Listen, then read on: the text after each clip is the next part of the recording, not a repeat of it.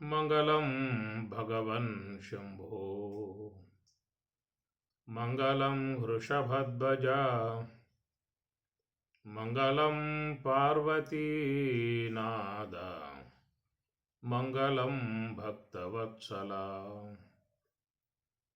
ओङ्कारं बिन्दुसंयुक्तं नित्यं ध्यायन्ति योगिनः कामदं मोक्षदं तस्मात् ओङ्काराय नमो नमः।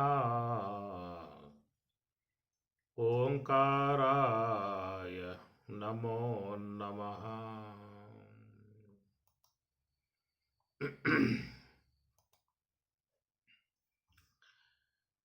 ఈశావాస్యోపనిషత్తు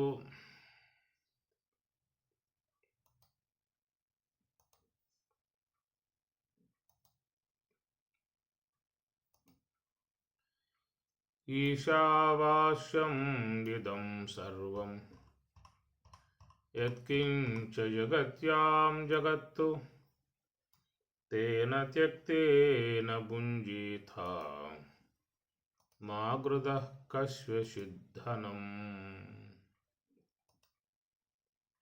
కుర్వన్నేవేహ కర్మాణి జిజీవిషేత్ శతం సమాః ఏవం త్వయి నాన్యతేతోస్తి న కర్మ లిప్యతే నరే.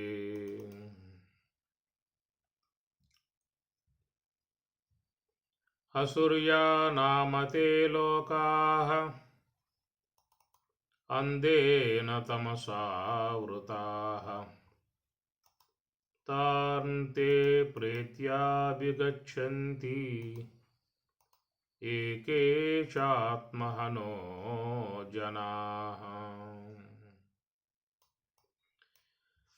అనేజదేకం మనసో జీవీయో నైనద్దేవా ఆప్నువన్ పూర్వమర్షతు తద్ధావతో జ్ఞానత్యేతి తిష్టతో తస్మిన్నపో మాతరిష్వా దదాతి తదేజతి తన్నైజతి తద్దూరే తద్వదంతి కే తదంతరస్య సర్వస్య తదు సర్వస్యాస్య బాహ్యతః. యస్తు సర్వాణి భూతాని ఆత్మన్యేవానుపశ్యతి సర్వభూతేషు చాత్మానం తతో న విజుగుప్సతే. యస్మిన్ సర్వాణి భూతాని ఆత్మైవాభూత్ విజానతః తత్ర కో మోహః కః శోకః ఏకత్వం అనుపశ్యతః. సపర్యగాచుక్రమకాయమవ్రణం అస్నావిరగం శుద్ధమపాపవిద్ధం కవిర్మనీషీ పరిభూః స్వయంభూః యాథా తథ్యతో అర్ధాన్ వ్యదధా శాశ్వతీభ్యః సమాభ్యః. అందం తమః ప్రవిశంతి ये అవిద్యాముపాసతే తతో భూయ ఇవ తే తమో యౌ విద్యాయాం రతాః. అన్యదేవాహుః విద్యయా అన్యదాహురవిద్యయా ఇతి శుశ్రమధీరాణాం యేనస్తద్వ్యాచచక్షిరే. విద్యాం చ యస్తద్వేదో భయం సహ అవిద్యయా మృత్యుం త్యక్త్వా విద్యయా మృతమశ్నుతే. అందం తమః ప్రవిశంతి యే అసంభూతిం ఉపాసతే తతో భూయ ఇవ తే తమో యౌ సంభూత్యాం రతాః. అన్యదేవాహుః సంభవాత్ అన్యదాహురసంభవాత్ इति शिश्रमधीराणां येनस्तद्या चक्षिरे सम्भूतिं च विनाशं च यस्तद्वेदो भयं सः विनाशेन मृत्युं तीर्त्वा सम्भूत्यामृतमश्नुते हिरण्मयेन पात्रेण सत्यस्यापि हितं मुखं तत्त्वं पूषन् अपावृणो सत्यधर्माय दृष्टये पूषन्ने कर्षे यमसूर्यप्राजापत्य योहरश्मीन् समोहतेजः यत्ते रूपं कल्याणतमं तत्ते पश्यामि योऽसावसौ पुरुषः सोऽहमस्मि वायुरनिलममृतमदेधं भस्मान्तगुं शरीरम् ॐ क्रतो स्मरा कृतं स्मर क्रतो स्मरा कृतं स्मरा अग्नेनयसुपधाराये अस्मान् विश्वानि देववयुनानि विद्वान् युयोध्यस्मज्जुहुराणमेनो भूयिष्ठान्ते नम उक्तिं विधेम ॐ सहनाववतु सहनौ भुनक्तु सह वीर्यं करवावहै तेजस्विनावधीतमस्तु मा विद्विषावहै ॐ शान्ति शान्ति शान्ति ॐ पूर्णमदः पूर्णमिदं पूर्णात् पूर्णमुदच्यते पूर्णस्य पूर्णमादाय पूर्णमेवावशिष्यते ॐ शान्तिः शान्तिः शान्तिः చివరి మంత్రము 18వ మంత్రము అగ్నే నయ సుపధారాయే అస్మాన్ విశ్వాని దేవ వయునాని విద్వాన్ యుయోధ్యస్మజ్జుహురాణమేనో జుహురాణం ఏనో భూయిష్ఠాంతే నమయుక్తిం విధేమ. ఈ ప్రకారముగా మరి ఈశావాస్య ఉపనిషత్తు చివరి మంత్రము 18వ మంత్రము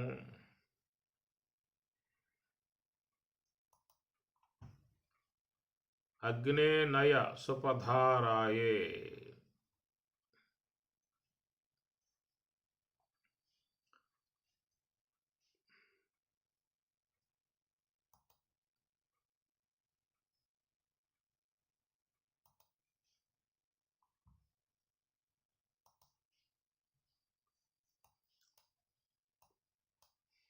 ఇక్కడ మొత్తం 3 మంత్రాలు మనం విశేషంగా చెప్పుకోవటం జరిగింది.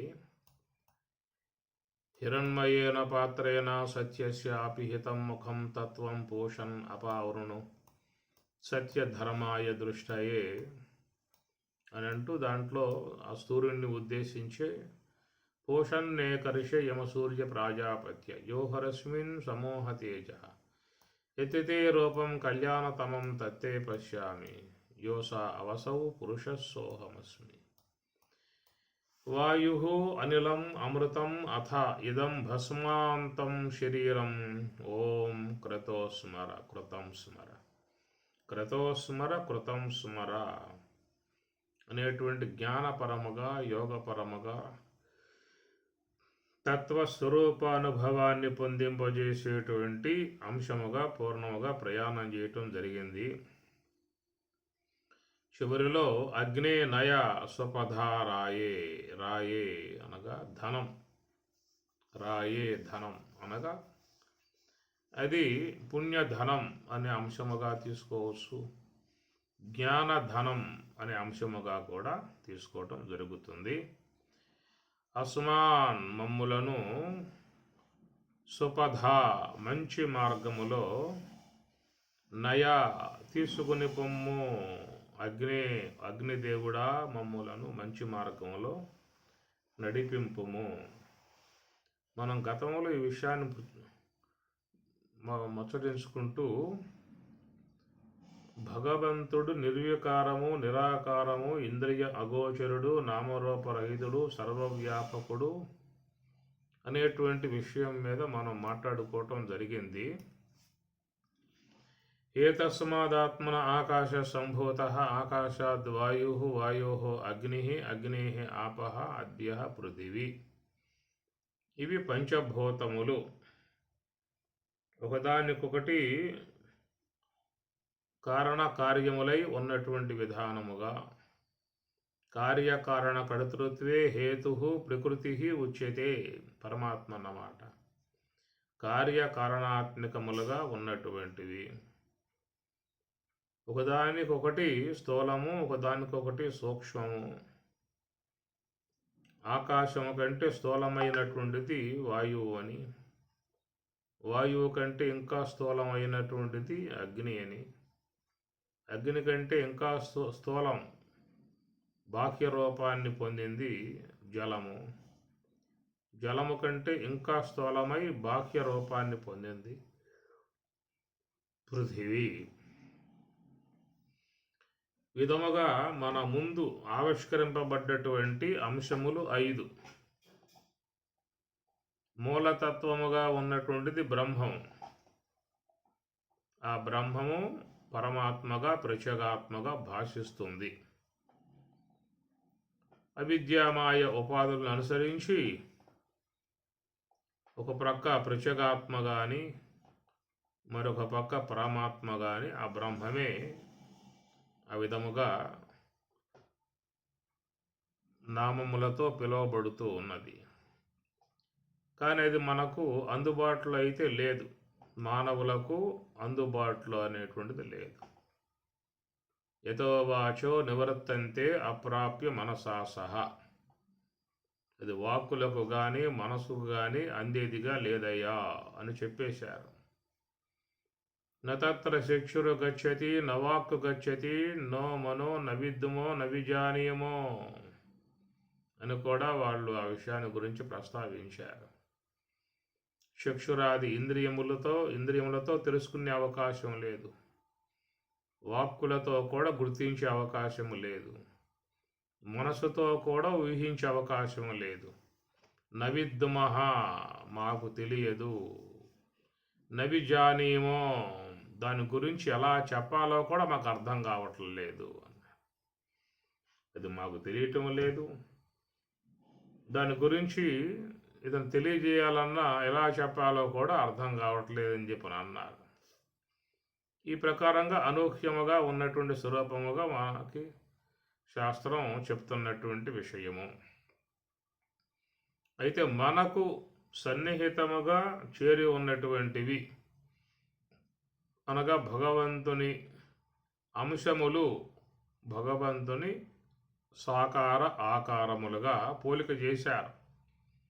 అష్టమూర్తి గురుదేవ పూజనం అష్టతనువులకును ఆదిమమైనట్టి ఆదిశక్తి గూడి అభవుడగును భయములేకయుండు బ్రహ్మగ్నుడగు యోగి. విధముగా అష్టతనువులు అన్నారు.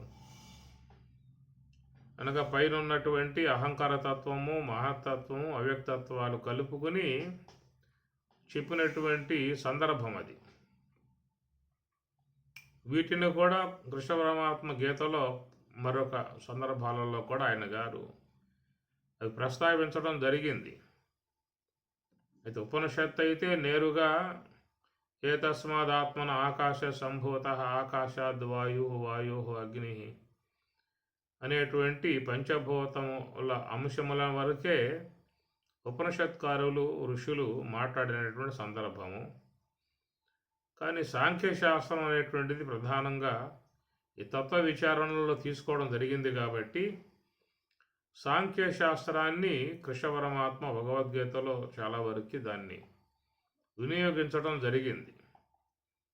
అందువల్ల సాంఖ్యంగా చూసినట్లయితే, కపిల సాంఖ్యంగా చెప్పినట్లయితే, శుద్ధాత్ శబలమభూత్ శబలాదైవ్యక్తః అవ్యక్తాన్ మహతో మహతో అహంకారః అహంకారాత్ పంచతన్మాత్రాని పంచతన్మాత్రేభ్యో పంచమహాభూతాని అని ప్రకారంగా అవ్యక్తతత్వము, మహత్తత్వము, అహంకారతత్వము అనేది సాంఖ్యమునందు చెప్తున్నటువంటి అంశాలు.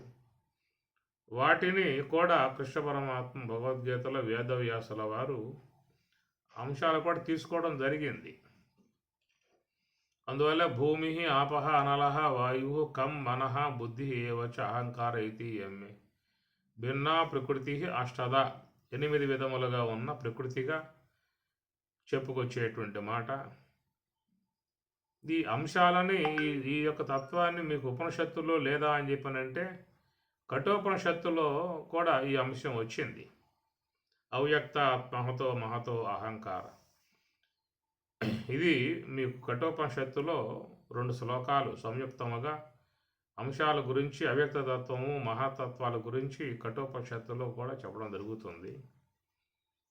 దానినే భగవద్గీత కూడా ప్రస్తావిస్తూ మహాభూతాన్యహంకారో బుద్ధిరవ్యక్తమేవచ ఇంద్రియాని దశైకంచ పంచశ ఇంద్రియ గోచరాః ఇచ్చా ద్వేషం సుఖం దుఃఖం సంఘాత చేతనాధృతి ఏతత్ క్షేత్రం అని చెప్పనంటూ మహాభూతాని అహంకారతత్వం అది అవ్యక్త అన్నాడు. మహాభూతాని అహంకారో బుద్ధి మహతత్వం అది బుద్ధి అవ్యక్తం ఏవచ ఇంద్రియాని దశైకంచ పంచచ ఇంద్రియ గోచరా అనేటువంటిది 20 తత్వాలతో చేరినటువంటి అంశాలు మొత్తం మీకు ఆ 2 శ్లోకాలలో సాంఖ్య విచారం అంతా కూడా స్వామివారు చెప్పటం జరుగుతుంది.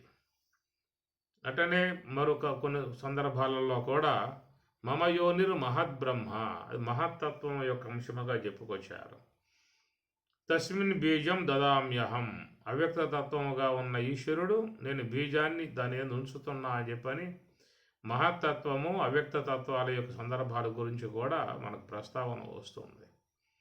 అవ్యక్తాత్ వ్యక్తయ సర్వాహ ప్రభవంతి ఆగమే రాత్రి ఆగమే ప్రలీయంతే తత్రైవ అవ్యక్త సంజ్ఞకే అని 8వ అధ్యాయంలో అవ్యక్త తత్వం, దాని యొక్క పాత్ర, దాని యొక్క విధానాల గురించి అక్కడ ప్రస్తావించడం జరుగుతుంది. ఈ విశ్వమంతా మొత్తం లైవ్ అయినప్పుడు అవ్యక్త తత్వంలో ఉంటుందని చెప్పేసి, మళ్ళా బ్రహ్మకు పగల సమయం రాగానే అవ్యక్తాత్ వ్యక్తయ, అవ్యక్త తత్వం నుండి విశ్వమంతా ఏర్పడుతుందని చెప్పేసి అని, కనుక మహత్తత్వం బీజమాత్రముగా ఉన్నటువంటి విధానము, ఆ మహత్తత్వమునందు శబల బ్రహ్మాత్మికమగు ఈశ్వరుడు బీజం దదామి, నేను బీజమును ఉంచుతున్నాను, గర్భం దదామి అనే మాటలు మీకు వస్తూ ఉంటాయి. ఈ ప్రకారంగా ఈ పంచభూతములకు అవతల అంశాన్ని కూడా ప్రస్తావన చేస్తూ అహంకారతత్వము, మహత్తత్వము, అవ్యక్తతత్వము అని చెప్పని వాటి గురించిన ప్రస్తావనలు మనకు ఉపనిషత్తులలో కూడా వచ్చాయి. కానీ తైత్రీయంలో మీకు ఆత్మ నుండి ఆకాశము, ఆకాశం నుంచి వాయువు, వాయువు నుంచి అగ్ని ఇట్లాగా చెప్పడం జరుగుతుంది. అయితే చాందోగ్యోపనిషత్తులో శ్వేతకేతు ఉద్దాలక సంవాదంలో మీకు చూస్తే మూర్తములుగా చెప్పేటువంటి 3 ప్రస్తావన మాత్రమే వస్తుంది అక్కడ. ఉద్దాలకుడు శ్వేతకేతువుకి సృష్టి సంబంధమైన ఉన్న అంశాన్ని బోధిస్తూ అగ్ని, జలము, పృథివీ అనేటువంటి వాటి గురించి మాత్రమే ఆయన ప్రస్తావన చేస్తాడు తప్ప వాయువు, ఆకాశాన్ని గురించి ఆయన ప్రస్తావించడం. కానీ ఈ విషయం బ్రహ్మసూత్రాలలో ప్రశ్నాత్మకమైంది. ఉపనిషత్తులలో ఈ ప్రకారంగా వ్యత్యాసం ఉంది కదా, వీటిలో ఏది కరెక్ట్ అనే విషయం మీద చర్చ జరుగుతుంది బ్రహ్మసూత్రాలలో. అనగా తైత్రీయంలో ఈ ప్రకారంగా చెప్పారు ఆకాశం నుంచి, చాందోగ్యోపనిషత్తులు అగ్నికాండ నుంచి చెప్పారు. వీటిలో ఏది వాస్తవం అనే విషయం మీద మీకు బ్రహ్మసూత్రాలలో ఒక చర్చనీయాంశముగా వచ్చేటువంటి సందర్భాలు ఉన్నాయి. దీనినే మనకు బృహదారణ్యకోపనిషత్తులో యాజ్ఞవల్కి మూర్త పదార్థములు, అమూర్త పదార్థములంటూ ఆయన గారు రెండింటినీ కూడా ప్రస్తావిస్తూ మూర్త పదార్థములు 3 అని, అమూర్త పదార్థములు 2 అని చెప్పనే విషయముగా యాజ్ఞవల్కి చెప్పే మాటలు మనకి బృహదారణ్యకంలో చూస్తాం. అమూర్త పదార్థములు 2 అంటే ఆకాశము, వాయువు అమూర్త పదార్థములు అని. మూర్త పదార్థములు 3 అంటే అగ్ని, జలము, పృథివీ. ఈ 3 కూడా మూర్త పదార్థములు, ఆకారం కలిగి ఉన్న పదార్థములు అనే అంశం మీద మనకు బృహదారణ్యకోపనిషత్తులో ఈ ప్రస్తావన వస్తుంది. సరే, ఏది ఏమైనా మన ముందు ఆవిష్కరింపబడి ఉన్నటువంటి భగవదంశతో భగవంతుని యొక్క సాకార విధానములో భగవంతుడే ఈ ప్రకారముగా సాకారముగా ఆవిర్భావమయ్యాడా అన్నటువంటి దృక్పథం మానవులలో ఏర్పడి ఉన్నటువంటి విధానం. కాబట్టి బ్రహ్మమనబడేటువంటి యొక్క వస్తువు అది మనస్సుకి, వాక్కులకు, దేనికి కూడా అందుబాటుగా లేదు. కాబట్టి మానవులు ఈ బ్రహ్మము యొక్క అంశం నుంచి ఏర్పడ్డటువంటి ఏవైతే ఉన్నాయో మన ఎదురుగా ఉన్నటువంటి వాట్లనే మానవ సముదాయము దైవ భావనగా వాట్లను ఆశ్రయించారు. భగవంతుని సాకారమూర్తిగా ఉపాసించటం ఆరంభం చేశారు. అనగా నిరాకార పరబ్రహ్మతత్వముగా ఉన్నటువంటి ఆయన వాక్కుకి, ఇంద్రియాలకు, మనస్సుకు అందేవాడుగా లేడు. కాబట్టి ఆయన్ని చేరుకోవటానికి ఈట్లను ఊతగా చేసుకుని మరి వాటిని ఆధారంగా చేసుకుని వాళ్ళు ప్రయాణం చేసిన విధానం మనం గమనించినట్లయితే మనకి ఇక్కడ కనబడేటువంటి అంశాలు. కాబట్టి ఇక్కడ ఆకాశము అనేది మొట్టమొదటి పదార్థం బ్రహ్మము నుండి ఏర్పడే విధానములో ఆకాశము. కనుక ఆకాశాన్ని గుర్తించడం కూడా అంత సులభమైనటువంటి పని కాదు. ఎందుకంటే ఆకాశంలో కదలికలు లేవు. అందువల్ల ఇక్కడ వాయువు, అగ్ని, జలము, పృథివీ 4.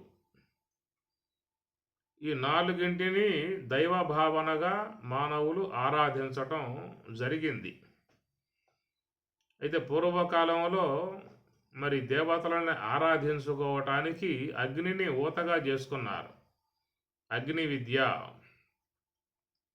అందువల్ల మీకు వేదం పూర్వభాగంలో చూసినట్లయితే అగ్నే అందరికీ కూడా మరి ఆరాధ్య దైవముగా ఉన్నటువంటి విధానం. మనకు భగవద్గీతలో కూడా ఈ అంశాల మీదే మరి చెప్పుకురావటం కూడా జరుగుతుంది. సహయజ్ఞా ప్రజా సృష్ట్వా పురోవాచ ప్రజాపతి అనేన ప్రసవిష్యధ్వం ఏషః వః అస్తు ఇష్టకామధుక్ దేవాన్ భావయతానేన తే దేవా భావయంతు వః పరస్పరం భావయంతః శ్రేయః పరం అవాప్స్యత ఇష్టాన్ భోగాన్ హివో దేవాః దాస్యంతే యజ్ఞభావితాః తైః దత్తాన్ అప్రదాయేభ్యః యః భుంక్తే స్థేన ఏవ సహ అనే మంత్రభాగాలు చూసినట్లయితే అగ్ని ఉపాసన, అగ్నిని మరి సాకారమూర్తిగా భావించుకుని ఆయన ద్వారా ఆయా దేవతలని ఆరాధించేటువంటి యొక్క అంశం మనకి కనపడుతుంది. ఇక్కడ కూడా మనం చూస్తే చివరి మంత్రంలో ఈశావాస్యంలో అగ్నే నయ సుపధారాయే అస్మాన్ మమ్ములను సుపధా మంచి మార్గములో నయా తీసుకుని పొమ్ము, రాయే ధనము, ధనము అంటే పుణ్య సంపద అని అర్థం చెప్పుకొచ్చారు. కాబట్టి ఈ ప్రకారంగా అగ్నిదేవుణ్ణి ముఖ్యంగా ఆరాధించే విధానముగా విశ్వాని దేవ వయునాని విద్వాన్ యుయోధ్యస్మ జుహురానం ఏనహ ఏవైతే మేము జీవితంలో తెలిసో తెలియకో అనేక దోషాలు చేస్తూ ఉన్నాం, దోష కార్యాలు చేస్తూ ఉన్నాం. ఇలాగా చేసేటువంటి ఏ పాప సముదాయం అయితే ఉన్నదో అటు పాప సముదాయం నుండి జయోధ్యస్మ జుహురానం మమ్ములను ఈ పాప సముదాయం నుంచి రక్షింపు, బయటపడేయి. భూయిష్టాంతే నమయుక్తం విధేయ కనుక నీకు మిక్కుటమై ఉన్నటువంటి మేము నమస్కరిస్తూ ఉన్నాము, నమయుక్తం విధేయమా నమస్కారాలు చెల్లించుకుంటూ ఉన్నాము అనేటువంటిదిగా మనకి చివరి మంత్రంలో ఒక ఉపాసనా సంబంధంగా మనకి ఇది కనపడుతుంది. అగ్నే నయ సుపధారాయే అన్న విధానం చూసినట్లయితే మరి మానవులు భగవంతుని ఆరాధించటం అనేటువంటి యొక్క అంశములో అగ్నిని ప్రధానముగా దేవుడుగా చేసుకొని దేవతామూర్తిగా తీసుకొని ఆరాధించినటువంటి విధానం యజ్ఞ కార్యక్రమాలలో మనం దర్శిస్తాం. మన గృహాలలో కూడా ఈశాన్య భాగంలో దీపం పెట్టి దేవుణ్ణి ఆరాధిస్తాం. కనుక అగ్నిని దేవతగా ఆరాధించే విధానం అనాదిగా వస్తున్నటువంటి ఒక ఆచారము. కనుక యజ్ఞ కార్యక్రమాలను వ్రేలిసి పుణ్యాలను ఆర్జించి దాని ద్వారా ఉత్తమ లోకములు పొందేటువంటి విధానం, ఉత్తమ గతులు పొందే విధానం అనేటువంటి మాటకు సుపథ మంచి మార్గముగా మమ్ములను నయా నడిపించుము, మంచి మార్గం వల్ల మమ్మల్ని తీసుకువెళ్ళుము. ఏనహ ఈ మా యొక్క ఏ పాపాలైతే ఉన్నాయో ఆ సమస్త పాపాలన్నింటినీ కూడా యుయోధ్యస్మ జుహురాణం. కనుక ఈ వంచనాత్మికమై ఉన్న విధానము నుంచి మాకు ఏ యొక్క దోషాలు ఏర్పడ్డాయో వాటి నుంచి మమ్ములను కాపాడు అనే విధానముగా పూర్వకాలంలో మరి అగ్నిదేవుణ్ణి మిక్కుటముగా ఆరాధించేదిగా మనకు కనపడుతుంది. మీరు పురాణాలలో చూడండి, లేదా వేదం పూర్వ భాగంలో చూడండి, అంతా కూడా అగ్ని ఉపాసకులుగానే మనకు కనపడతారు. కనుక భగవంతుని యొక్క ఆకారమై ఉన్నటువంటి అగ్నిని ఉపాసించే విధానం ఎక్కువగా మనకి కనపడేటువంటి పరిస్థితి. తర్వాత కాలంలో మరి అగ్ని యొక్క కార్యముకు జలమునందు ఒక పూజ్య భావన, దానిని తీర్థయాత్రలు అనే పేరు పెట్టారు. పుణ్యక్షేత్ర యాత్రలు అని చెప్పి అనలేదు, తీర్థయాత్రలు అనే పాఠం వాడారు. ఇట్లాగా ఆయా పుణ్య నదులలో స్నానం చేసి సమస్త పాపాల నుంచి బయటపడ్డామనేటువంటి ఒక తృప్తిని మానవుడు పొందుతూ ఉన్నాడు. ఈ ప్రకారముగా ఎంత దూరమైనా ప్రయాణం చేసి పుణ్య నదులను ఆరాధించి సేవించి వాటి ద్వారా సమస్త పాపములు తొలగిపోయినట్లుగా భావన చేస్తున్న విధానము. ఇంకా ఆ తర్వాత కాలంలో చూసినట్లయితే పృథివీ అంశంలోకి వచ్చేశాడు. కనుక పృథివీ యందు ఒక దేవతా భావన. అప్పుడేమో అగ్నిని వ్రేలిసి అగ్ని యందే వాళ్ళ ఇష్టదైవాలను వాళ్ళు ఆరాధించుకునేవాళ్ళు. మంత్రభాగాలతో అగ్నిదేవుని యందే ఇంద్రుని కానీ అశ్విని దేవతలను కానీ ఇట్లా ఎవరెవరి యొక్క దేవతా భక్తి ఉంటుందో వారందరూ కూడా ఆ మంత్రభాగాలతో అగ్ని యందే తమ దేవతామూర్తిని దర్శించుకుంటూ ఆహుతులు సమర్పిస్తూ హవిస్సులు సమర్పిస్తూ ఆరాధించుకున్నటువంటి విధానము. అయితే రాను తర్వాత చివరికి వచ్చిన పరిస్థితి ఏమిటని చెప్పానంటే, ఇక పృథివీ పదార్థముల యందు ఒక దైవ భావనను ఏర్పాటు చేసుకోవడం అనేటువంటి జరిగింది. శిలామృద్ధారు పాత్రేషు దైవ బుద్ధి ప్రకల్పిత. శిలలయందు మట్టియందు దారు కట్టెలయందు. ఈ ప్రకారం మనం చూస్తే ఈనాడు ఎక్కువ శాతం మనకి ఈ పృథివీ సంబంధమై ఉన్న పదార్థములయందే దైవ భావన కలిగి ఆరాధన చేస్తున్నటువంటి విధానము. అయితే మనం పూర్వకాలంగా చూసినట్లయితే అప్పట్లో మీకు విగ్రహారాధనలు ఎక్కువ కనపడవు. ఎక్కడ చూసినప్పటికి కూడా అగ్ని ఉపాసన, అగ్నిని వ్రేలిసి ఆరాధించే విధానం కనబడుతుంది. ఈ ప్రకారముగా సమస్త పాపాల నుంచి బయటపడాలి అనేటువంటి విధానముగా మానవుడు చేస్తున్నటువంటి ఆరాధనా సంబంధమై ఉన్నటువంటి ఒక అర్చనా భావన, పూజ్య భావన.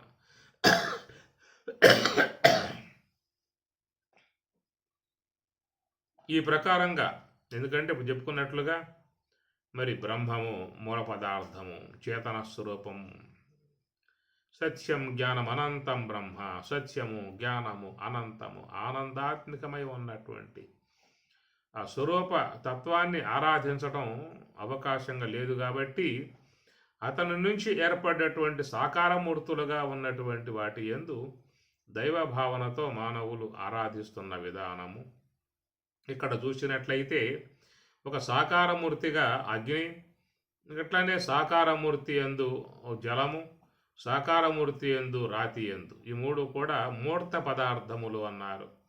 ఈ మూర్త పదార్థముల యందు ఒక దైవ భావనతో మానవుడు ఆరాధిస్తున్నటువంటి విధానము, దాని ద్వారా జీవితంలో ఒక శ్రేయస్సుని, ఒక ఉన్నతమైనటువంటి యొక్క భవిష్యత్తుని, ఉన్నతమగు ఉత్తమ లోకాలని, ఉత్తమ జన్మలను, ఇవన్నీ కూడా వీటి ద్వారా ఆశిస్తూ ఉన్నాడు. ప్రధానంగా అగ్నిని వేలిసి అగ్ని ద్వారా ఆరాధించేటువంటివన్నీ కూడా ఉత్తమ గతులు, ఉత్తమ లోకములు, ఉత్తమ దేహములు, ఉత్తమ భోగములు, ఇవి ఎక్కువగా మానవుడు వాటి ఎందు కామ్య భావనతో ఆరాధిస్తున్నటువంటి విధానం. ఈ మాటలే స్వామిగారు కూడా మాట్లాడుతూ కామాత్మాన స్వర్గపర జన్మ కర్మ ఫలప్రదాం క్రియా విశేష బహుళాం భోగైశ్వర్య గతిం ప్రతి భోగైశ్వర్య ప్రసక్తానాం తయా అపకృత చేతసాం అని స్వామి చెప్పిన మాట. కామాత్మాన, కామ అంటే కోరికలు, ఈ కోరికలతో అగ్నిని వేలిచి ఈ విధంగా దేవతలని ఆరాధిస్తున్నారనేటువంటి మాట.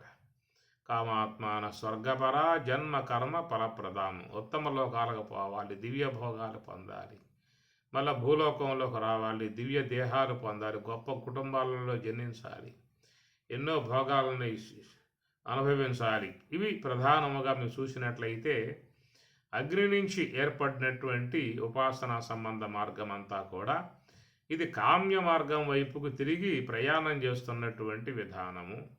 మన గతంలో కూడా ఈ అంశాన్ని మనం కొంచెం ముచ్చరించుకోవడం జరిగింది. అగ్ని కంటే కొంచెం పైకి వెళ్ళినట్లయితే వాయువు, ఇక్కడ ఆ వాయువు అనేటువంటిది ఇది ఒక నివృత్తి మార్గ విధానముగా మహాత్ములు వాయువు ద్వారా, హంస యొక్క ఆశ్రయం ద్వారా, శాస్త్ర యొక్క ఆశ్రయం ద్వారా నివృత్తి మార్గాన్ని అవలంబించి బ్రహ్మము యొక్క మార్గాన్ని, బ్రహ్మము యొక్క స్వరూపానుభవాన్ని పొందటానికి చేసినటువంటి ప్రయాణము. ఇది మనకు భగవద్గీతలో చాలా సందర్భాలలో స్వామివారు విషయాలని ప్రస్తావిస్తాడు. వాయువు యొక్క ఆశ్రయంతో చేసేటువంటి విధానం మనం గతంలో చెప్పుకున్నాం ఈ అంశాన్నే.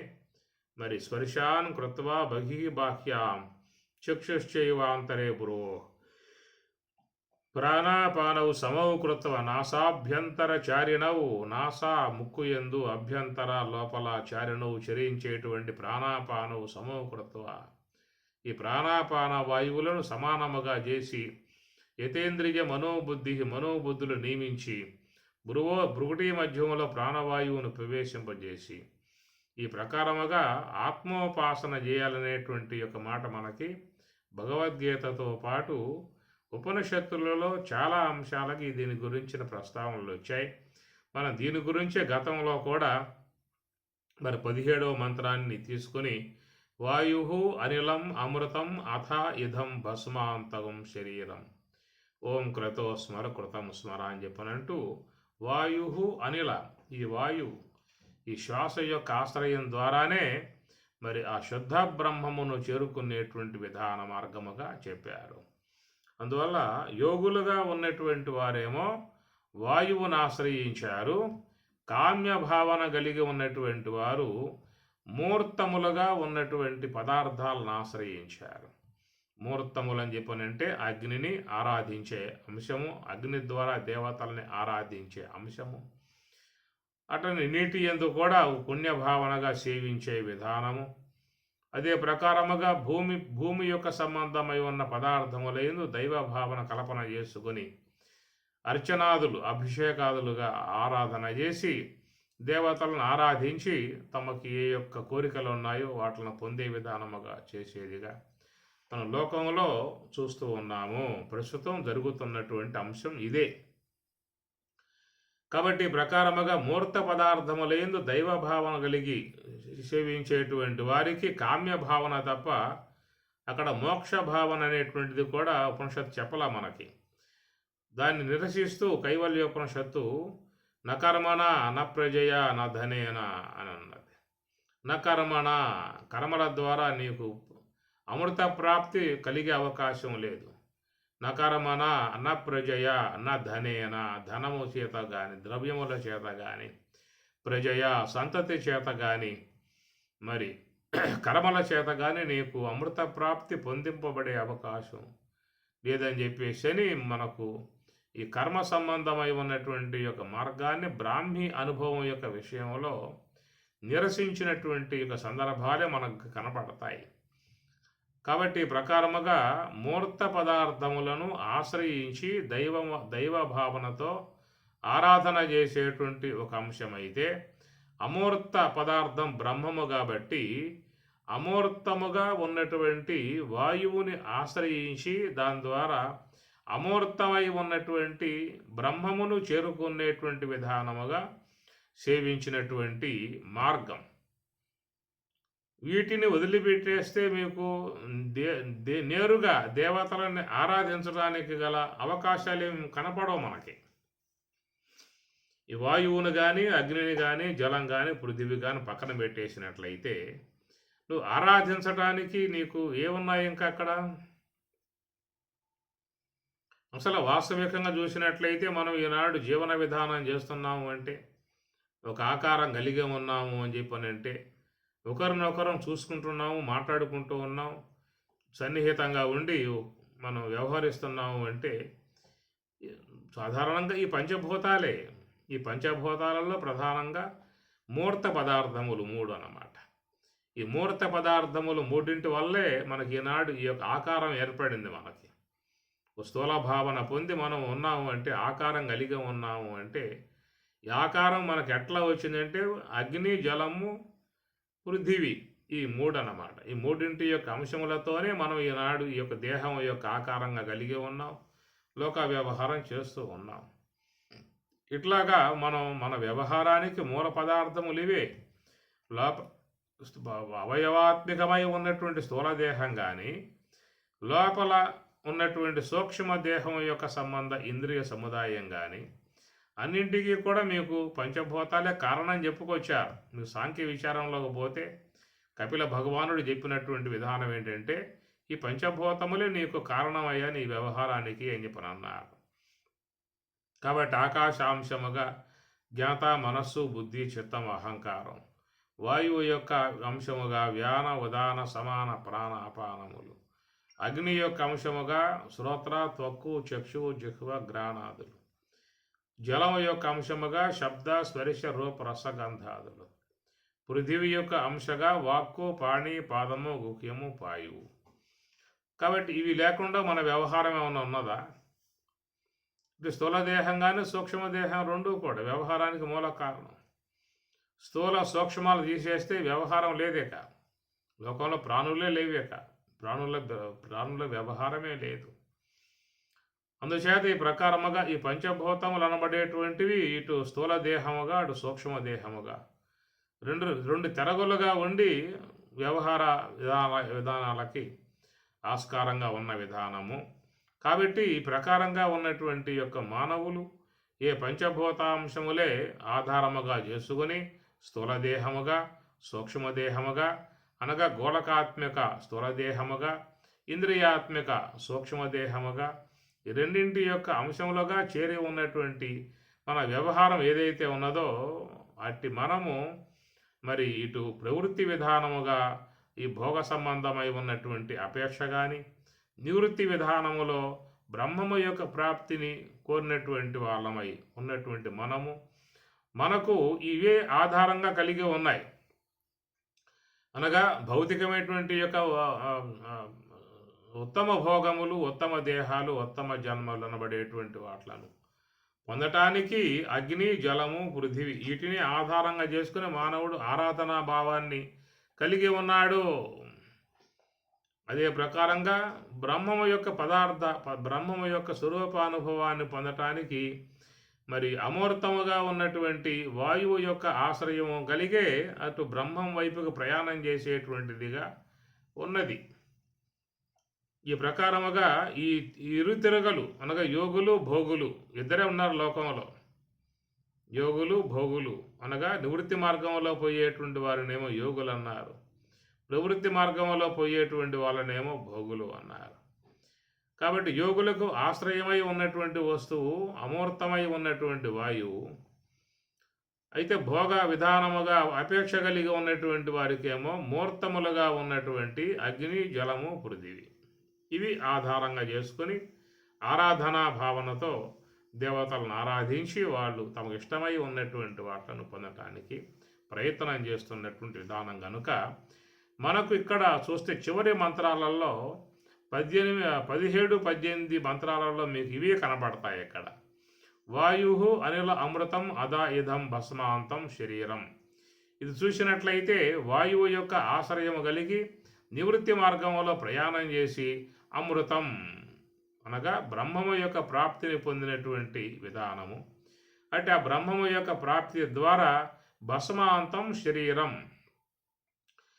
అనేక జన్మలకు హేతువుగా ఉన్నటువంటి ఏ యొక్క సూక్ష్మదేహము, అనేక కర్మలకు నివాసమై ఉన్నటువంటి సూక్ష్మదేహము, అనేక జన్మల యొక్క సంబంధమైన సంచిత కర్మాదులకు నిలయమై ఉన్న సూక్ష్మదేహము, దానిని భస్మాంతం అనగా జ్ఞానాగ్ని ద్వారా కాల్చి వేసుకుని బ్రహ్మము యొక్క స్వరూపానుభవాన్ని పొందే అంశముగా మనకి ఈ 17వ మంత్రంలో కనబడుతుంది అంశము.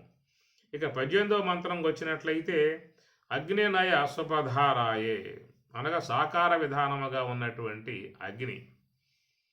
ఇటు సాకారమూర్తిగా ఉన్న అగ్నిని ఆరాధించి అగ్ని ద్వారా దేవతల్ని ఆరాధించే విధానంగా లేనటువంటి వారు జలమును ఆశ్రయించారు. జలం అగ్ని కంటే ఇంకా స్థూల పదార్థమైంది. ఆ జలము ద్వారా అర్ఘ్యపాద్యాదులు అర్పించి దేవతానుగ్రహాన్ని పొందటం, పుణ్య నదులలో స్నానమాచరించి పాప ప్రక్షాళన చేసుకుని ఉత్తమ గతులు పొందే విధానముగా ఆ జలాన్ని ఆశ్రయించిన విధానం. ఇంకా పృథివీ యొక్క సంబంధమై ఉన్నటువంటి పదార్థాలు సన్నిహితంగా ఉంటాయి కాబట్టి వాటిను దగ్గరగా పెట్టుకుని వాటిలో ఏందో ఒక ఆరాధనా భావనగా అర్చన, అష్టోత్తరనామ, సహస్రనామాలతో ఆరాధన చేసి దేవతా ప్రీతిని పొందటానికి చేస్తున్న పని ఇది. మనం టోటల్గా చూసినట్లయితే లోకములో అందరూ కూడా ఈ పంచభూతములుగా ఉన్నటువంటి వాటిలో ఆకాశం యొక్క అంశం అందుబాటుగా లేదు కాబట్టి మిగతా పదార్థములు అందుబాటుగా ఉండటం కారణంగా ఇటు సాకార విధానముగా అనగా భౌతిక ప్రయోజనాలు అపేక్షించి ఉన్నటువంటి వారేమో మూర్త పదార్థముల యందు దైవ భావన పెంపొందింపజేసుకొని ఆరాధించే భావన కనబడుతూ ఉన్నది. తర్వాత మరి నిర్గుణ నిరాకార తత్వ బ్రహ్మము యొక్క ప్రాప్తిని అపేక్షించినటువంటి వారు మరి ఈ నామరూపరహితముగా ఉన్నటువంటి బ్రహ్మమును పొందే ఉద్దేశం ఉన్నటువంటి వారు రూపరహితమై ఉన్నటువంటి వాయువుని ఆరాధించి బ్రహ్మం వైపుకు ప్రయాణం చేసిన విధానం కనబడుతుంది. మీరు గమనించండి, ఇక్కడ 2 మంత్రములు కూడా మీకు ఇలాంటి యొక్క భావాన్ని వ్యక్తపరిచే విధానంగా ఉన్నాయి. ఏది 17, 18. 18 చూస్తే అగ్ని ఉపాసనగా దీంట్లో కనబడుతుంది. అగ్నే నయ స్వపధారాయే అస్మాన్ మమ్ములను స్వపధ మంచి మార్గములో, ఉత్తమ మార్గములో, దేవతానుగ్రహ మార్గములో నయా తీసుకొని పొమ్ము, రాయే అంటే ఆ యొక్క పుణ్య సంపద సంపాదించుకుని మరి ఆ పుణ్యలోకాలు, ఉత్తమ గతులు, ఉత్తమ భోగములు, ఉత్తమ జన్మలు పొందే విధానముగా. విశ్వాని దేవ వయునాని విద్వాన్ యుయోధ్యస్మ జుహురానమేనం. జుహురానం ఏనహ ఏ యొక్క దోషాలు అయితే అంటి ఉన్నాయో, పాపాలు అంటి ఉన్నాయో అన్నిటినీ కూడా యుయోధ్యస్మ వాటిని మా నుంచి దూరము చేయము, తొలగింపజేయము అని భూయిష్టాంతే నమయుక్తిం విధేమ. కాబట్టి నీకు నమయుక్తిం నమస్కారమును, భూయిష్టాంతే మిక్కుటముగా మీకు మేము నమస్కారాన్ని చెల్లించుకుంటున్నాము అని చెప్పనేదిగా ఉపాసనా సంబంధ భావన. నమస్కారాలు చేసుకోవటం, భక్తితో నమ్ముకోవటం, ఆరాధన చేసుకోవటం అన్నీ కూడా ఒక సాకారమూర్తి విధానంలో దేవతని ఆరాధించే విధానముగా ఉన్నటువంటి మార్గము. కాబట్టి మనకేంటంటే వేదం కూడా 2 భాగాలుగా ఉన్న విషయం చెప్పుకున్నాం గతంలో కూడా. పూర్వభాగము, ఉత్తర భాగము అని చెప్పని. పూర్వభాగం అనేటువంటిది అగ్ని సంబంధమై ఉన్నటువంటి విద్య కలిగి ఉన్నటువంటిది పూర్వభాగము అని చెప్పని. ఉత్తర భాగము అనేటువంటిది కేవలం నివృత్తి మార్గ సంబంధము, మోక్ష విధానము, బ్రాహ్మి అనుభవము అని చెప్పని. ఇట్లా వేదం 2 భాగములుగా మనకు కనబడుతున్న విధానములో ఎక్కువ శాతం ఈ మరి ఉపాసనా సంబంధ మార్గాల్లోనే ఎక్కువ మంది పోయేవాళ్ళు ఉంటారు. నివృత్తి మార్గం వైపుకు పోయేవాళ్ళు చాలా తక్కువ శాతంగా ఉంటారు. ఎందుకంటే నివృత్తి మార్గము అంటే ఎదురేత వేయాలని చెప్పనంటే అది చాలా ప్రయాసతో చేరి ఉన్నటువంటి అంశం. నదీ జలానికి, నదీ ప్రవాహానికి అనుకూలముగా పోయేవాడికి ఎలాంటి ఇబ్బంది లేదు అన్నట్లుగా ఆ ప్రకారం ప్రవృత్తి మార్గంగా ఉన్నటువంటి యొక్క మార్గాన్ని అవలంబించి పోయేటువంటి వాళ్ళు ఎక్కువ మంది ఉంటారు. ఈ నివృత్తి మార్గ విధానముగా ప్రయాణం చేసేవాళ్ళు లోకంలో తక్కువ మంది ఉంటారనే మాట పరమాత్మయే చెప్పుకొచ్చాడు. మనుష్యానాం సహస్రేషు కశ్చిత్ యతతి సిద్ధయే యతతామపి సిద్ధానాం కశ్చిత్ మాం వేత్తి తత్వత. అనేక వేల మందిలో ఏ ఒకానొకడో ఈ నివృత్తి మార్గంలోకి వస్తున్నాడు అని చెప్పిన అంటాడు. కాబట్టి ఎక్కువగా లోకంలో ఈ భక్తి భావనతో, ఆరాధనా భావనతో, ఉపాసనా భావనతో, కర్మ మార్గముగా, భక్తి మార్గముగా పోయే వాళ్ళు ఎక్కువ మంది మనకు కనబడేటువంటి విధానం కనుక ఇక్కడ మరి వేదం 2 మార్గాలుగా చెప్పినట్లుగా చివరిలో మనకి చూస్తే ఇక్కడ వాయుహు అనేటువంటిది 17వ మంత్రములో, అగ్నేహే అనేటువంటిది ఏమో మనకి 18వ మంత్రములో. అనగా వాయు సంబంధ ఉపాసన, అగ్ని సంబంధ ఉపాసన. అగ్ని సంబంధ ఉపాసన చేసేటువంటి వారు వాళ్ళు కామ్య సంబంధ భావన కలిగి ఉన్నటువంటి వారే ఉత్తమ లోకములు, ఉత్తమ జన్మలు కోరుకుంటూ ఉన్నారు. వాయువు యొక్క ఆశ్రయం కలిగి మరి నివృత్తి మార్గం, వాయువు యొక్క ఆశ్రయం అంటే ఉచ్ఛ్వాస నిశ్వాసలే, ఇంకేం లేదు ఇక్కడిక. కనుక దాన్ని ఎదురుగా చూసే అవకాశాలు లేవు. మన యందు నిరంతరముగా రోజువారీగా 21,600 సార్లుగా సంచరిస్తున్నటువంటి ఏ వాయువు అయితే ఉన్నదో అంటే ఆ వాయువుని ఆశ్రయించే యోగులందరూ కూడా తమ ప్రయాణాలని కొనసాగించుకున్నారు. ఇది మనం స్పష్టంగా చూస్తాం. భగవద్గీత, ఉత్తర గీత, ఉపనిషత్తులలో కానీ అన్నిట్లలో కూడా మీకు చూస్తే ఈ వాయువు యొక్క సంబంధ మార్గమే మీకు తెలియబడుతున్నటువంటి అంశము. కనుక వాయువు యందుండి ఉపాసించుట, వాయుదేవుణ్ణి ఆశ్రయించి బ్రహ్మమును ఉపాసించుట, నిర్గుణ తత్వాన్ని ఉపాసించుట. హంసోహం హంసోహం హంసోహం సోహం ఇతి కిలతి పిండాండే భగవాన్ అని సదాశివ బ్రహ్మేంద్ర స్వాముల వారు. కేలతి పిండాండే భగవాన్, ఆ భగవంతుడు మనలో ఉన్నటువంటి చేతన స్వరూపము బ్రహ్మమే ఈ శ్వాస అనేటువంటి వాయు రూపములో ఆయన సంచారం చేస్తున్నాడు అని చెప్పని ఆయన కొనియాడాడు. వాయో త్వమేవ ప్రత్యక్షం బ్రహ్మాసి అని చెప్పని కూడా మన శాంతి మంత్రాలలో చెప్పిన మాట.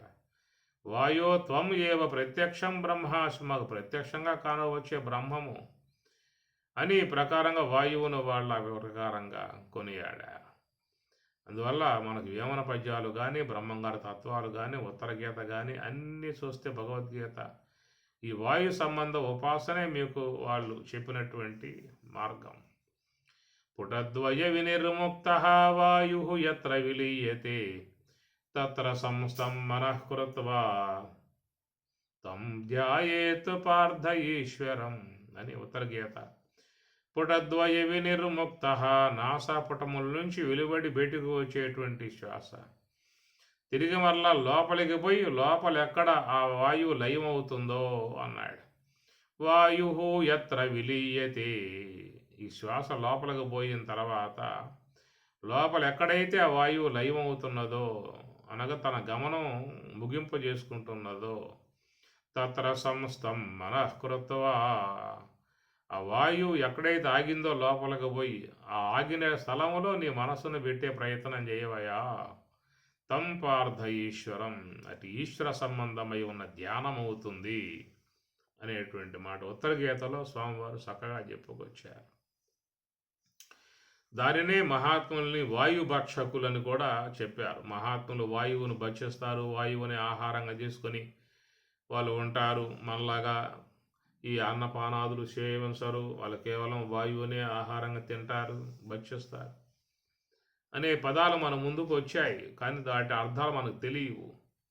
ఏమో మహాత్ములు అట్లా ఉంటారేమో, మనలాగా అన్నాల వాళ్ళు భోంచేయరేమో, వాళ్ళు వాయువుని ఆహారంగా భుజించి అట్లాగా ఉంటారేమని మనం అనుకునే వాళ్ళం పూర్వకాలంలో.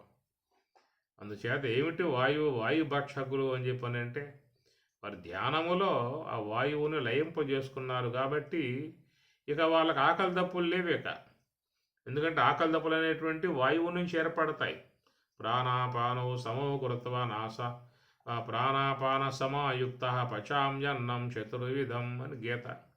ఈ ప్రాణాపాన వాయువులతో ఏర్పడేటువంటి సమాన వాయువు జఠరాగ్ని ఆహార పచనం చేయబడుతుంది కాబట్టి మళ్ళీ ఆహారం వేయాల్సిన పరిస్థితి ఏర్పడతా ఉంది.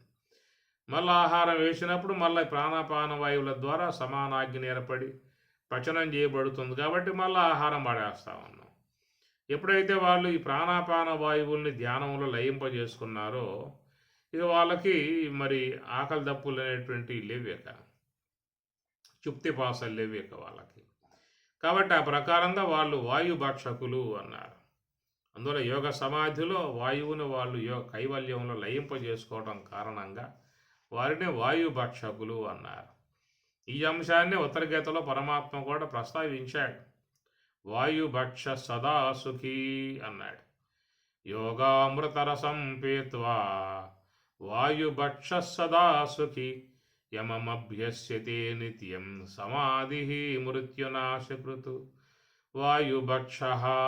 కనుక వారిని వాయుభక్షకులని కూడా స్వామిగారు చెప్పుకొచ్చారు. ఇవన్నీ కొంచెం చూస్తే మనం ఒక తాత్విక కోణంలో ప్రయాణం చేస్తే అర్థమయ్యేటువంటి అంశాలే తప్ప భౌతికంగా మనం ప్రయాణం చేస్తే మనకి ఏవి కూడా గోచరించే అవకాశాలు అనేటువంటి ఏమి ఉండవు. అందువల్ల మరి ఆ బ్రహ్మము అందుబాటులో ఉందా అంటే అందుబాటులో లేకపోయే కనుక అది మనస్సుకు అందదు, వాక్కులకు అందదు, మరి ఇంద్రియాలకు అందదు అని చెప్పేసిన తర్వాత ఇంక అందుకోవటం ప్రయత్నం చేయటం నిరుపయోగం కదా. ఇప్పుడు ఏం చేయాలబ్బా అనేటువంటి ఆలోచన కలిగి ఇక వాళ్ళు ఏం చేశారంటే వాయువును పట్టుకున్నారు. ఇది అందుబాటుకు వచ్చిందిగా వాయువు. ఇది ఎక్కడి నుంచి వచ్చింది? అది బ్రహ్మం నుండి వస్తుంది వాయువు. ఇది వాళ్ళ గమనం, వాళ్ళు గుర్తించినటువంటి అంశం ఇది. ఎక్కడి నుంచి వస్తుంది వాయువు అంటే బ్రహ్మము నుండి వచ్చింది. బ్రహ్మము నుండి వస్తూ ఉంది, పోతూ ఉన్నది. ఏ గమస్థం గమనాది శూన్యం చిద్రూపదీపం తిమిరాపహారం యస్యామిదం సర్వజనాంతరస్థం నమామి హంస పరమాత్మ రూప. ఇది సాక్షాత్ పరమాత్మయే అన్నారు. ఎందువల్ల? బ్రహ్మము నుండి పుట్టి వచ్చింది కాబట్టి పరమాత్మయే అనేటువంటి యొక్క భావనగా బ్రహ్మము యొక్క ప్రాప్తిని పొందాలనే అపేక్ష ఉన్నటువంటి వాళ్ళు దీన్ని ఆశ్రయించారు కాబట్టి అమృతం అథాయుధం భస్మాంతం శరీరం. దాని ద్వారా ఆ యొక్క సూక్ష్మదేహాన్ని భస్మం చేసి పారేశారు. మళ్ళా జన్మలకు కారణమై ఉన్న వస్తువు సూక్ష్మదేహం కాబట్టి జన్మలకు హేతువుగా ఉన్న కర్మంతా సూక్ష్మదేహం నిక్షిప్తమై ఉన్నది కాబట్టి ఇక సూక్ష్మదేహాన్ని ఖాళీ చేశారు అంటే ఇంకా జన్మించేది ఏముంది? ఇంకా జన్మలు తీసుకునేది సూక్ష్మదేహం. సూక్ష్మదేహాన్ని బట్టి ఈ యొక్క పార్థివ దేహాలు వచ్చేది. సూక్ష్మదేహమే లేకుండా పార్థివ దేహం వస్తుందా? వచ్చే అవకాశాలు లేవు కదా. కాబట్టి అందుచేత ఆ సూక్ష్మదేహం అన్నీ ఈ ప్రకారంగా వాళ్ళు జ్ఞానాగ్ని ద్వారా లోపల దగ్ధం చేసేసిన పరిస్థితిని మనకి వాయువు యొక్క అంశంలో చెప్పుకొచ్చారు. దీన్ని బట్టి మనకేం అర్థమవుతుంది? భగవత్ సంబంధమై ఉన్నటువంటి విధానములో మరి ఏ యొక్క మానవ సముదాయం ఉన్నదో వాళ్ళు మరి సాకారముగా ఉన్నటువంటి అగ్నిని ఆశ్రయిస్తారా, జలాన్ని ఆశ్రయిస్తారా, పృథివిని ఆశ్రయిస్తారా? ఇట్లా ద్వారా ఒక ఆరాధనా భావనతో వాళ్ళు ఏ యొక్క జీవితం అపేక్షించారో అటు అపేక్షలు నిర్వర్తింపజేసుకోవటానికి సాధారణంగా లోకంలో అందరూ కూడా ఈ మార్గంలో పోతూ ఉన్నారు. మీరు ఎక్కడన్నా చూడండి, ఓ దైవ భావన మీకు అనేది కనబడుతుందా అని, దైవారాధన కనబడుతుందా అని చెప్పనంటే ఆ దైవారాధన భావన మీకు అగ్ని యందు కానీ, జలమునందు కానీ, పృథివీ పదార్థముల యందు కానీ కనబడుతుంది. కనుక వాటిని ఆసరాగా చేసుకుని మరి భగవదారాధన కలిగి వాళ్ళు తమ ఇష్టమై ఉన్నటువంటి ప్రాప్తులను పొందే విధానం వాళ్ళు పోతూ ఉంటే, రెండవ వర్గం వారు నివృత్తి మార్గం వైపుకు ప్రయాణం చేయాలనే అపేక్షతో, ఎందుకంటే నివృత్తి మార్గం మోక్షం అని చెప్పని గీత చెప్పింది కదా. ప్రవృత్తించ నివృత్తించ అని 2 మార్గాలు చెప్పింది భగవద్గీత 18వ అధ్యాయం. అయ్యా ప్రవృత్తి మార్గం ఒకటి ఉన్నది, నివృత్తి మార్గం ఉన్నదిరా అన్నాడు. అయితే ప్రవృత్తి మార్గం వల్ల ఏం వస్తుంది మాకు అంటే బంధం అన్నాడు. నివృత్తి మార్గం వల్ల ఏం వస్తుంది మాకు మోక్షం అన్నాడు. ప్రవృత్తించ నివృత్తించ కార్యాకార్యే భయాభయే బంధం మోక్షం చయా వేత్తి బుద్ధి సా పార్థ సాత్వికి. స్పష్టముగా ఉన్నాయి మాటలు. ఒకటి నివృత్తి మార్గం, ఒకటి ప్రవృత్తి మార్గం. నివృత్తి మార్గం మోక్షం అన్నాడు, ప్రవృత్తి మార్గం బంధం అన్నాడు. మళ్ళీ జన్మలు వస్తాయి కాబట్టి బంధం అన్నాడు. ఈ ప్రకారముగా ఉన్న మార్గాలకి ప్రవృత్తి మార్గ విధానంగానేమో మానవులు మూర్త పదార్థములుగా ఉన్నటువంటి అగ్ని, జలము, పృథివీ అంశాలని దేవతా భావనగా గ్రహించారు. నివృత్తి మార్గముగా ఉన్నటువంటి వారు వాయువు యొక్క ఆశ్రయముగా మనస్సును నిశ్చలపరిచి అంతర్ముఖులై మరి నిర్గుణ పరబ్రహ్మతత్వాన్ని పొందే విధానముగా వాళ్ళు ప్రయాణం చేశారు. మనకి భావాలు ఈ రెండు కూడా ప్రస్ఫుటముగా మీకు 17వ మంత్రం 18వ మంత్రాలు కనబడుతున్నాయి. ఇక్కడ మీకు వాయు అనిల అమృతం అథాయుధం భస్మాంతం శరీరం ఓం క్రతో స్మర కృతము స్మర ఓం క్రతో, అది ఓంకార ప్రయాణము అన్నారు. ఇక మరొక మార్గం అగ్నే నయ సుపధారాయే, అగ్ని సంబంధమై ఉన్నటువంటి ఆరాధనతో సుపధ మంచి మార్గాలుగా ప్రయాణం చేసి మరి వాళ్ళకు ఏ యొక్క ఇష్టమై ఉన్నటువంటి కామ్య సంబంధమై ఉన్నటువంటి భావాలు ఉన్నాయో వాటిని వాళ్ళు ఆ దేవత ఆరాధనగా అగ్ని ద్వారా దేవతారాధనగా వారు ఆ మార్గంలో ప్రయాణం చేస్తూ ఉన్నారు. యయోధ్యస్మ జుహురానం ఏనహ, సమస్త దోషాల నుంచి బయటపడి భూయిష్టాంతే నమయుక్తం విధేమ అని ప్రకారముగా చివరికి భూయిష్టాంతే మిక్కుటమై ఉన్నటువంటి నమస్కారాలు తే మీకు విధేయమా సమర్పించుకొనుచున్నాము, నమయుక్తిం నమస్కారాలు తెలియజేసుకుంటున్నాము అని చెప్పని ఇక ఈ నమస్కారముతో తుది నమస్కారముతో ఉపనిషత్కారులు ఈ ఉపనిషత్తుని ఈశావాస్య భాగాన్ని ముగింపజేసుకోవటం జరుగుతున్నది. ఓం సహనా భవతు సహనౌ భునక్తు సహ వీర్యం కరవావహై తేజస్వినావధీతమస్తు మా విద్విషావహై.